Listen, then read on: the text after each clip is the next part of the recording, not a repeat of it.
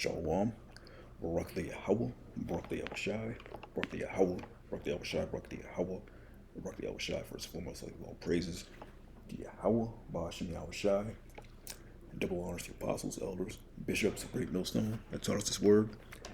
Peace and salutations to the hopeful elect across the planet Earth, pushing this truth to the spirit, sincerity, and the truth. Got a couple of news articles from around the world, the headlines on what's going on. Apparently, Cuba is about to go into martial law out of fear of a potential war. Most likely started by Trump, but that's just another, rumor of war. Part of these prophecies that we were told to look after. It's out of SputnikGlobe.com. It's titled Cuban government updates its transition to martial law plan. The Cuban government has updated its plan for transitioning the country to martial law in the event of a possible external aggression. Cuban President Miguel Diaz-Canel Bermudez said on Thursday. And this was it's dated yesterday, February 5th. This Saturday, the National Defense Council met to analyze and approve plans and measures for the transition to martial law as part of the country's preparations within the framework of the strategic concept of the People's War. The Cuban government has updated all plans for repelling aggression related to the working bodies of the National Defense Council, the president said, adding that they have been updated and clarified, taking into account experience gained from recent international conflict. I guess he's talking about Venezuela. Diaz-Canel explained that the publication of information about the meeting of the National Defense Council does not mean that Cuba has entered into a state of martial law. We are preparing in case at some point it becomes necessary to move to a state of war.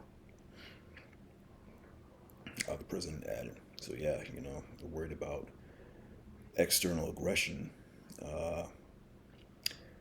Most likely he's talking about, Trump trying to take over the country. Taking into account experience gained from recent international conflicts. So they're preparing in case at some point it becomes necessary to move to a state of war. So that's a rumor, it's a rumor of war. Just something, to keep your eye on, man.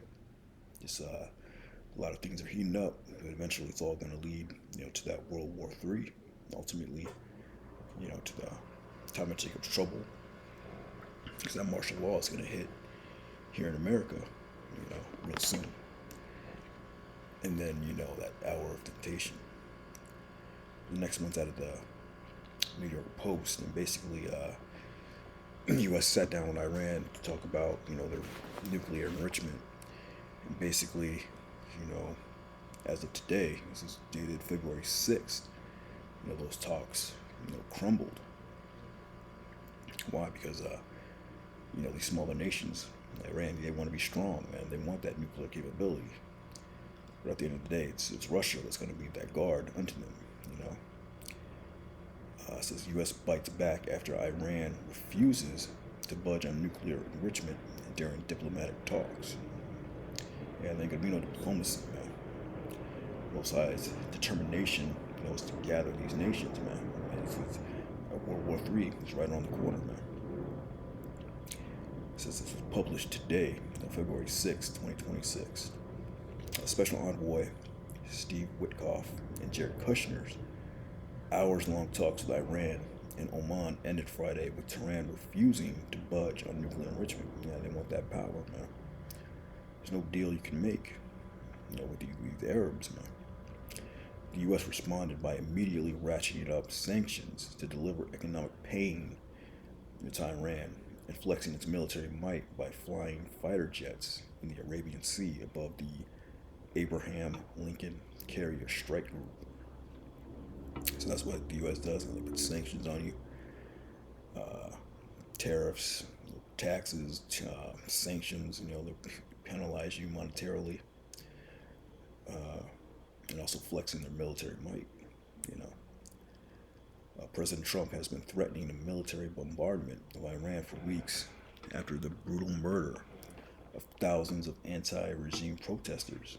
The talks on Friday were a chance for diplomacy, but Iran didn't want to address its ballistic missile stockpile and the regime's brutality on protesters. So yeah, but eventually, Trump is gonna, invade. They're gonna go in. Russia's gonna be that guard unto them. But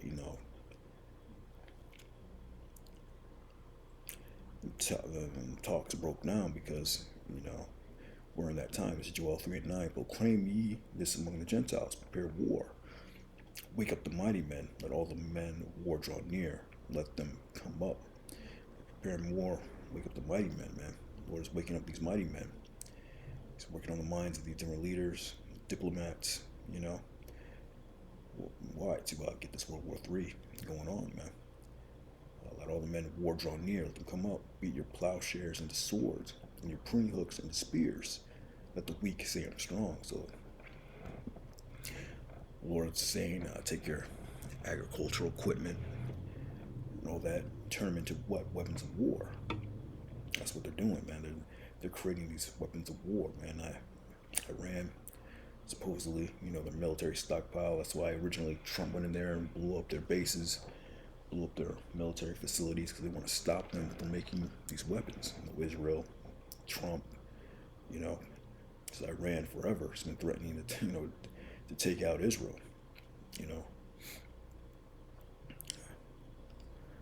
Beat your plowshares into spears, beat your plowshares and swords, and your pruning hooks and the spears. Let the weak say I'm strong. Let the weaker nations say they I'm strong. Man, if they have that nuclear capability, that nuclear weapon, these smaller nations, that's what they all want. So no matter talks, and deals that they can make, it's going to stop them from wanting to achieve, that nuclear arms, man. They want that, That will keep, bigger nations off their back, because they got that weapon. That's what it's all about.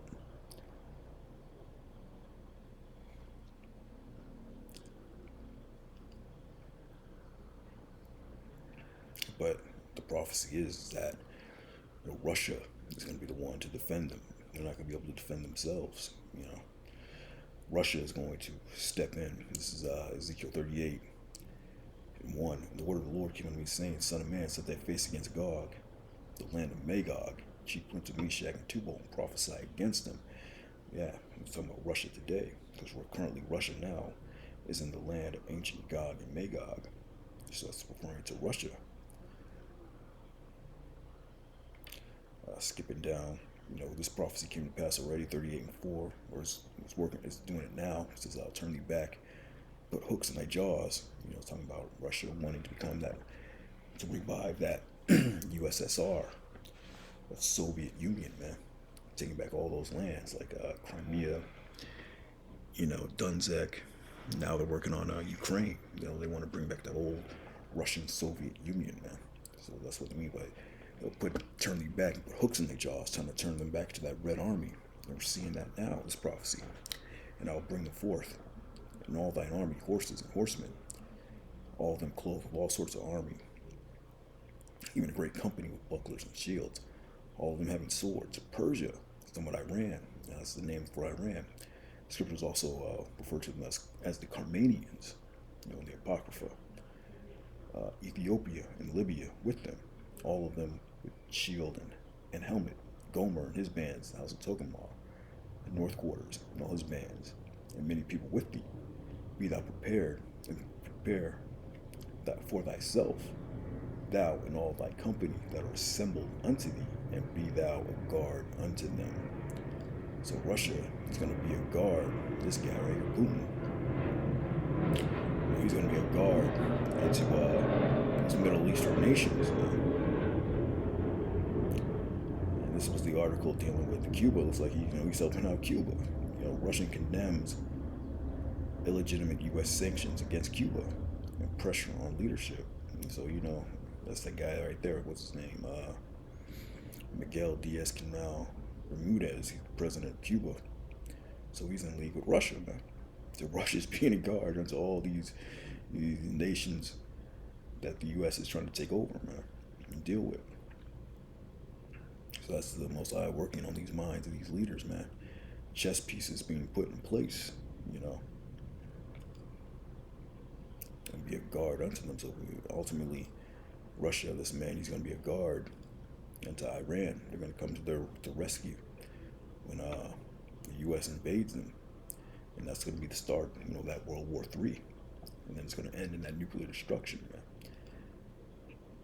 This is Isaiah 9:5. For every battle, the warrior is with confused noise.